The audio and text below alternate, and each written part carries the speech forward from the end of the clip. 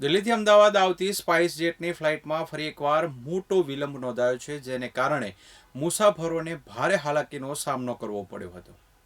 ગઈકાલે એટલે કે 27 નવેમ્બરની રાત્રે 10 વાગે ટેક ઓફ થનારી ફ્લાઇટમાં 9 કલાકનો મોટો વિલંબ થયો હતો અને તે 28 નવેમ્બરની સવારે 7 વાગે અને 25 મિનિટે ટેક ઓફ થઈ હતી. જો કે મુસાફરોએ 12 કલાક સુધી એરપોર્ટ પર અટવાઈ રહેવું પડ્યું હતું.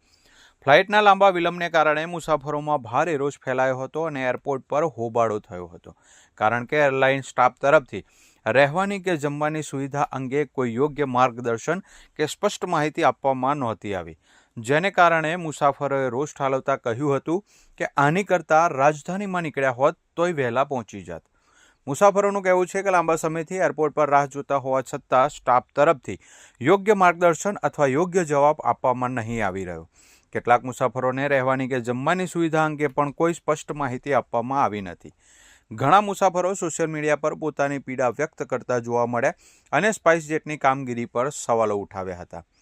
જે બાદ એરલાઇન મેનેજમેન્ટ દ્વારા સવારે 7 વાગે અને 25 મિનિટે ફ્લાઇટને ટેક ઓફ કરવામાં આવી હતી, જે 27 નવેમ્બર રાત્રે 12 વાગે અમદાવાદ પહોંચવાની હતી. તે 28 નવેમ્બર સવારે 9 વાગે અમદાવાદ પહોંચી હતી.